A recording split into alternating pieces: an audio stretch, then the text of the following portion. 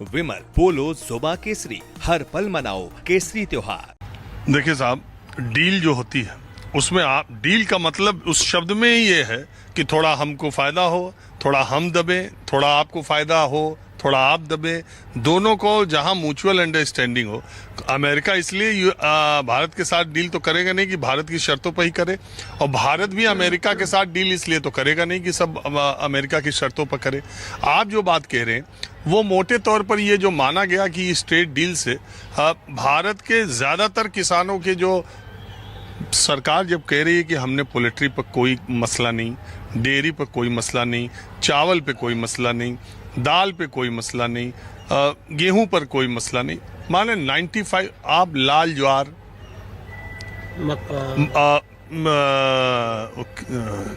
Soybean का तेल और बादाम, अखरोट, फ्रूट्स, इतनी कुछ हमने उनको कहा है।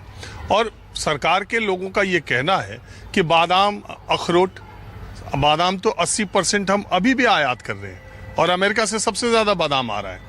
और इसके अलावा जैसे मैंने कहा, सोयाबीन का तेल तो हम लाखों टन आयात कर ही रहे हैं। 35%, 1/3 जितना तेल आता है उसमें सोयाबीन ही है। हालांकि आपकी बात, आशंका से ये भी बात सही है कि मध्य प्रदेश में एमएसपी से ऊपर सोयाबीन अभी बिक रहा था।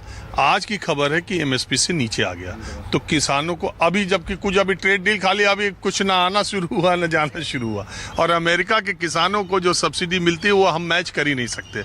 उनका जो उत्पादन, उनका जो फार्मिंग है, जो उनकी क्वालिटी है, उसको हम मैच कर ही नहीं सकते। अभी भी अमेरिकी प्रोडक्ट तो आ ही रहे हैं दुनिया में, लेकिन कहने वाले ये कह रहे हैं कि यही हरियाणा और पंजाब के किसानों ने कृषि कानून, एक सरकार आज़ादी के 75 सालों में पहली एक सरकार आई थी जिसने कृषि कानून बनाने का काम किया, और यही हरियाणा पंजाब के किसानों ने रास्ता जाम करके वो भी कृषि कानून वापस करा दिए।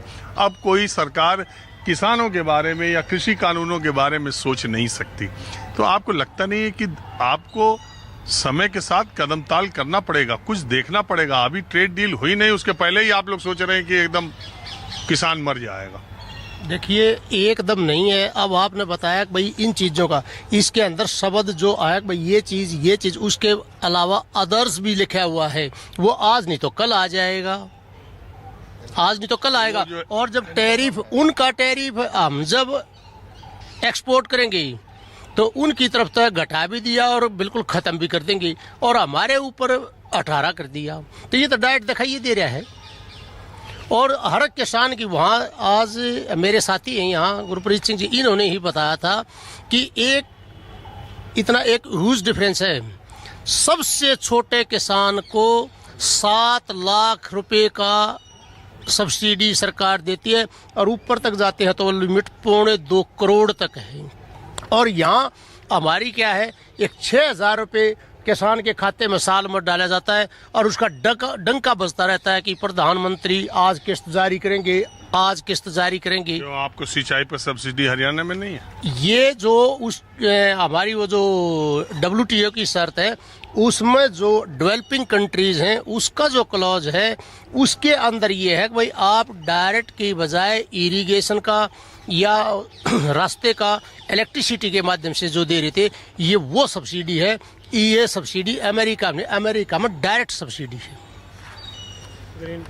कौन बता रहे थे? ये साहब? हाँ, ये जी, ये संगा साहब, यही हमारे, ये मानो कि एक्सपर्ट यही है, यही दिमाग है। हम सड़क के एक्सपर्ट हैं, ये कागज के एक्सपर्ट। बताइए तो आप ही।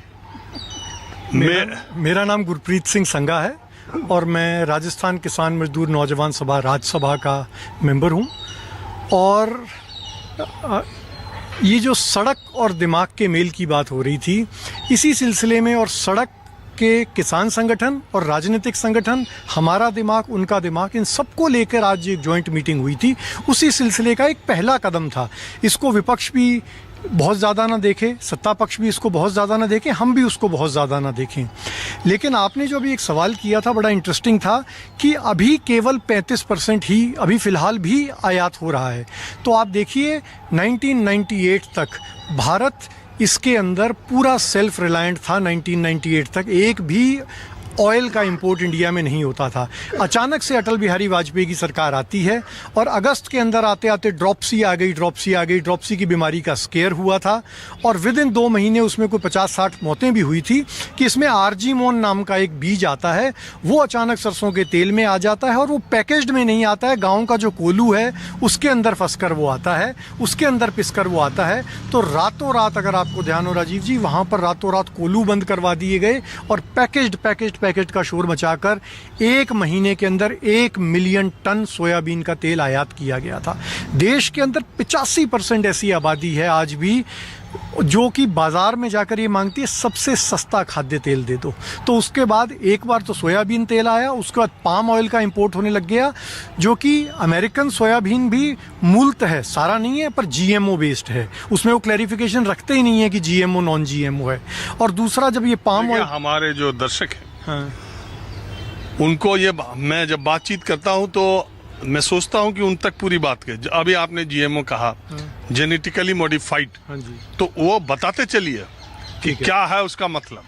सब ऐसा होता है, ये कई फसलों के अंदर छेड़छाड़ करते हैं। उसका जो मूलतः एक जो संरचना होती है, डीएनए संरचना, उसके अंदर वो एक के लक्षण दूसरे में डालते हैं, एक के गुण अवगुण निकाल के डालते हैं। लाइब्रेरी से उसको, अरे लेबोरेटरी में बैठ के प्लांट डिजाइन होता है, नेचर के साथ छेड़छाड़ होती है। और ये किस लिए होती है? वो उसको और इंसेक्टिसाइड और पेस्टिसाइड झेल सके, वो जीन्स डाले जाते हैं, ताकि अगर बीच में एक सोयाबीन की लाइन डली हुई है, उसके साथ 3 और दूसरे हर्ब्स और श्रब्स हो रहे हैं, ताकि उसके ऊपर जो भारी कीटनाशक छिड़का जाएगा, इस सोयाबीन अपने अंदर अब्जॉर्ब करेगी, पर ये मरेगी नहीं, लेकिन वो इनडायरेक्टली आपके ऊपर पहुंच रहे हैं। यूरोप के अंदर जेनेटिकली मॉडिफाइड फूड अलाउड नहीं है, रशिया के अंदर अलाउड नहीं है, सिंगापुर के अंदर अलाउड नहीं है। अपने हिंदुस्तान के अंदर आज तक सिर्फ बैंगन की बात हुई थी और उस बैंगन पे भी शोर मच गया। तो ये शिमला मिर्च भी तो नहीं, शिमला मिर्च पे भी चर्चा है, अभी तक वो अप्रूव नहीं किया है गवर्नमेंट ऑफ इंडिया ने। मैं महाराष्ट्र में गया था, एक सीड वहाँ थे जो शिमला मिर्च का, वो तो मैंने उनसे कहा कि यार आप पीली, लाल, नीली, हर रंग की शिमला मिर्च पैदा कर दे रहे हो। तो उन्होंने कहा अगले सीजन में आप आना, जो रंग आप बताओगे उस रंग का मैं आपको दे दूंगा। तो ये मैंने कहा कि तो इसमें भी एक मिसकंसेप्शन है, आम किसान भी और कई बार जो एक्सपर्ट्स भी हैं वो हाइब्रिड और जीएम को कंफ्यूज करते हैं। वो हाइब्रिड था, मैंने कहा ना। उसके पीछे कारण है ये कि जैसे हम गांव में करते थे, एक पीले गुलाब ले लिया, एक सफेद गुलाब ले लिया, लाल ले लिया, उसकी कलम को टेढ़ा काट के जोड़ दिया, पिंक गुलाब निकल आता था। हाइब्रिड वो चीज है और उसके अंदर कुछ भी गलत नहीं है। जब आप उसके डीएनए से छेड़छाड़ करते हैं और उसको इंसेक्टिसाइड और पेस्टिसाइड यूज के लिए, जैसे बीटी नरमा है, कपास है, दुनिया भर में इस टाइम BT 5 है, और ये BT भी जो इंडिया में लाया गया ऑन द स्लाई, महीको कंपनी थी, उसमें शरद पवार जी का बहुत बड़ा हिस्सादारी थी, वो उसने 3-4 साल चोरी से पहले उसकी टेस्ट क्रॉपिंग कर दी और उसके बाद बोला अजय तो 3-5 साल से हो ही रही है, अब हो रही है तो इससे कोई नुकसान नहीं हुआ। तो उल्टा चल के अब चूंकि कोई नुकसान नहीं हुआ इसका अभी तक, जबकि उसका नुकसान ये था कि जो कॉटन सीड ऑयल बनता था, कॉटन के अंदर जो अंदर बीज होता है उसका तेल बनता है, वो जेनेटिकली मॉडिफाइड लोगों के अंदर जाने लग गया। पर चूंकि 3 साल में अभी तक कोई लाखों मौतें नहीं हुई हैं, तो अब इसको चलने दो। किया गया, उसके गुण भी बताए गए, उसके अवगुण भी बताए गए।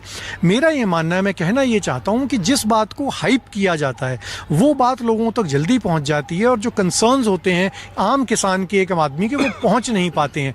35% जब सोयाबीन ऑयल आने लग गया, आपने बिल्कुल सही कहा, आप कई बार तो आप उसको पल्सेस को और ऑयल को आप बाहर से उस रेट पे ला रहे हो जो कि अगर आप हिंदुस्तान में MSP दे दीजिए तो भी वो उसको मिल जाएगा। सूरजमुखी का किसान इसका प्राइम एग्जांपल है।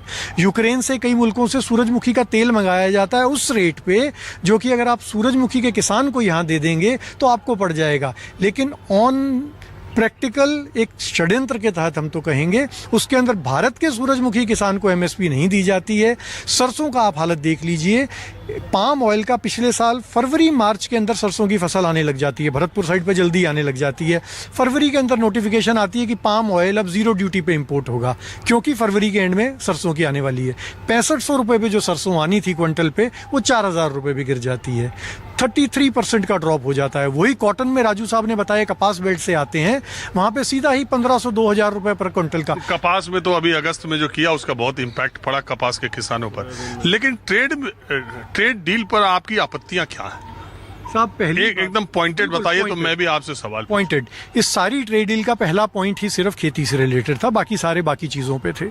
उसके अंदर उन्होंने पहली बार, आपने भी अपने सवाल में पूछा, देखिए जी गेहूं को नहीं इंक्लूड किया, देखिए जी इसको नहीं किया। हिंदुस्तान में गेहूं से ज़्यादा फार्मर साधारण मक्के के हैं। जहां अच्छा पानी है या अच्छी इरिगेशन फैसिलिटीज़ है, गेहूं वहीं हो रही है जहां पे हरित क्रांति के थ्रू पुश की गई, और कुछ नेचुरली अच्छे डेल्टास थे यूपी बिहार के अंदर। बाकी जगहों पे मक्का का किसान है, जवार का किसान है, बाजरा का किसान है, मूंगफली का किसान है और सोयाबीन का किसान है, जो कि रेन फेड भी चल जाता है, बारिश के ऊपर भी पल जाता है। वो किसान इस बार, ये बड़ा, इसको भी आप षड्यंत्र के तौर पर देखिए कि इस बार पंजाब को, हरियाणा को उन्होंने डायरेक्टली नहीं छेड़ा है, लेकिन इस बार छेड़ा नहीं, उन्होंने मारा उस किसान को है जो पिछली बार आंदोलन में नहीं आया था या नहीं आ पाया था। अब आप कहना चाह रहे हैं कि गेहूं चावल के किसानों को टच नहीं किया, अभी नहीं छेड़ा है, लेकिन जो 3 devil lies in the detail, जो पहले पॉइंट के आखिरी 3 शब्द हैं, आपने देखा है, एंड एडिशनल प्रोडक्ट्स, और 7 दिन के अंदर उसके अंदर एक बार पल्सेस घुसा भी दिए, उसके बाद पल्सेस निकाल भी लिए गए। तो इसका ये मतलब तो क्लियर है, कभी भी एडमिनिस्ट्रेटिव ऑर्डर से तो हमारा ये